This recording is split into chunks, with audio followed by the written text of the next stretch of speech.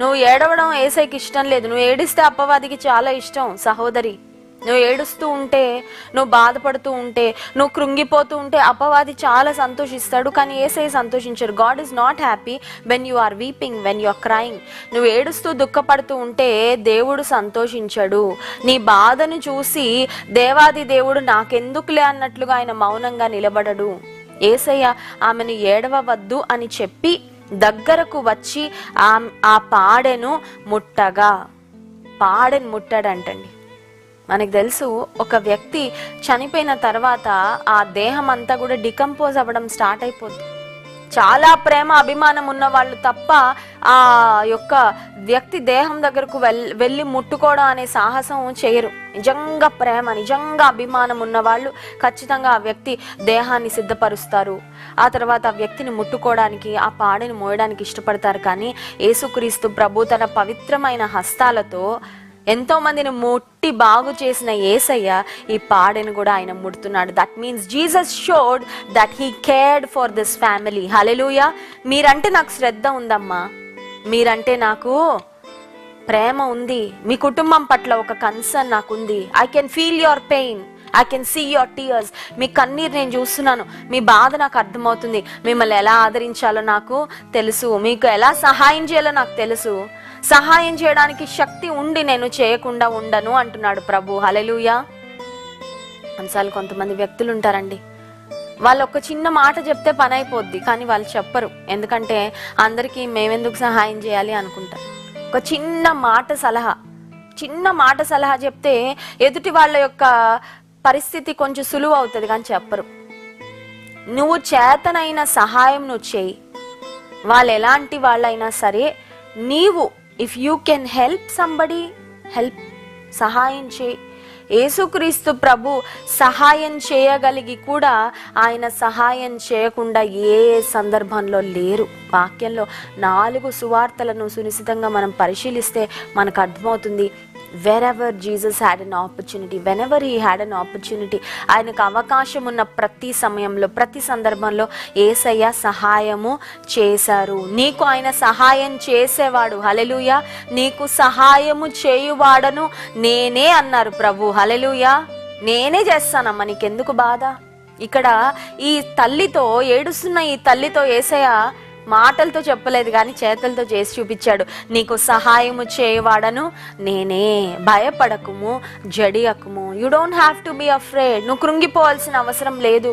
ఇక నిరీక్షణ లేదండి, ఇక మొత్తం నిరాశే, భవిష్యత్ అంతా అంధకారమే. ఈ తల్లికి భవిష్యత్ అంతా అంధకారం అయిపోయింది. ఎందుకంటే భర్త లేడు, ఉన్న ఒక్కగానొక్క కుమారుడు చనిపోయాడు. Her future is hopeless. భవిష్యత్తులో నిరీక్షణ లేదు, ఆశలు లేవు. అయినా ఈ తల్లి యేసయ్య మాటను వినింది. అమ్మ ఏడవవద్దు అంటే యేసయ్య వైపు చూస్తూ ఉంటే యేసయ్య వచ్చి ఆ పాడెను ముట్టారు. ముట్టగానే ఏం జరిగిందో చూడండి. ఆయన చిన్నవాడా లెమ్మని నీతో చెప్పుచున్నాను అనగా. యేసయ్య చేసిన కార్యాలు ఒక్కసారి చూడండి. ఆ తల్లిని మాటలతో ఆదరించారు, ఆ పాడెను ముట్టుకున్నారు, ఆ శవంతో మాట్లాడుతున్నారు. హల్లెలూయా. యేసయ్య చేసిన కార్యాలు స్టెప్ బై స్టెప్, ఒకదాని తర్వాత ఒకటి. నీ జీవితంలో ఉన్న నిస్సహాయ పరిస్థితిలోకి దేవుణ్ణి జోక్యం చేసుకోమని అడుగమ్మా, చాలు. అయ్యా నువ్వు అడుగుబెట్టయ్యా, ఇదిగో అయ్యా నా పరిస్థితి ఇంత భయంకరంగా ఉంది, నా కుటుంబ పరిస్థితి ఇంత దారుణంగా ఉంది, ఇదిగో నా బిడ్డలు ఇలా పాడైపోతున్నారు, నా మాట వినట్లేదు. కొన్ని వారాల క్రితం ఒక తల్లి నా దగ్గరకు వచ్చి చెప్తూ ఉన్నారమ్మా, నా భర్త దేవుని రాజ్యానికి వెళ్ళిపోయారు, ఆకస్మికంగా వ్యాధి బారిన పడి నా పిల్లలు నా మాట వినట్లేదమ్మా, నా పిల్లల్ని ఎవరో ట్రాప్ చేశారు, నా పిల్లలు ఎవరో వశంలోకి వెళ్ళిపోయారు, తల్లిగా నన్ను లెక్క చేయట్లేదు, ఏం చెప్పినా కోపం వచ్చేస్తుంది నా బిడ్డలకు, నా బిడ్డలు నేను బాగు చేసుకోగలనా అనిపిస్తుంది, నా చేతులు దాటిపోయారు అనిపిస్తుందమ్మా నా బిడ్డలని.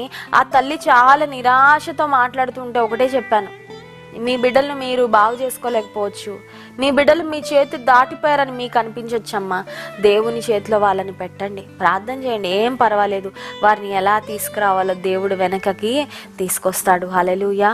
యేసయ్యని జోక్యం చేసుకోమని అడగండి. మీ కుటుంబ పరిస్థితిలో, మీ నిస్సహాయ పరిస్థితిలో, నా చేతిలో అయితే పరిస్థితి దాటిపోయిందయ్యా, కానీ అన్ని నీ చేతిలోనే ఉన్నాయి ప్రభా. హల్లెలూయా. మన చేతులు దాటిపోవచ్చండి పరిస్థితులు, ఆయన చేతులు దాటే పరిస్థితులు ఏది ఉండదు ఈ ప్రపంచంలో. Hallelujah. Everything is in God's control. నీ ఆరోగ్య పరిస్థితి చేతులు దాటిపోయినట్లుందా? డాక్టర్స్ విషమించిందమ్మా, అవుట్ ఆఫ్ అవర్ హ్యాండ్స్, మా చేతుల్లో లేదు ఏమి, ముదిరిపోయింది వ్యాధి, కష్టం ఇంకా బ్రతకడం. ఒకవేళ ఒక డెడ్ లైన్ ఇచ్చేసారేమో డాక్టర్స్, ఇంకా 4 రోజులే బ్రతుకుతారు, 4 నెలలే బ్రతుకుతారు, సంవత్సరమే బ్రతుకుతారు, ఇంకింతకంటే కష్టం అని. Maybe doctors have given a deadline for your life, but trust the heavenly doctor. Hallelujah. పరమ వైద్యుడిని నమ్మండి, పరమ వైద్యుడి జోక్యం కోరుకోండి. అయ్యా నువ్వు రాయ్యా, నిరాశ ఏం లేదు ప్రభా, ఆధారమే లేదు, ఆశే లేదు, నో హోప్, నువ్వు జోక్యం చేసుకో అని ప్రభువుని అడగండి. నీ ఉద్యోగ పరిస్థితి అయినా, నీ కుటుంబ పరిస్థితి అయినా, నీ ఆరోగ్య పరిస్థితి అయినా, నీ బిడ్డల పరిస్థితి అయినా, whatever it might be, God can turn the situation around. Hallelujah. తలక్రిందులు అయిపోయింది కదా నీ జీవితం, మళ్ళీ స్ట్రైట్ చేస్తాడు ఆయన. హల్లెలూయా. తలక్రిందులైన నీ పరిస్థితిని, నీ జీవితాన్ని తిరిగి ఆయన సరి అయిన విధంగా, సక్రమమైన విధంగా దేవుడు నిలవబెడతాడు. జీవితాలు బాగు చేయడంలో మన దేవుడిని మించిన వాళ్ళు ఎవరు లేరండి. హల్లెలూయా. పాడైపోయిన పరిస్థితుల్ని బాగు చేయడంలో మన దేవుని మించిన వారు ఎవ్వరు కూడా లేరు.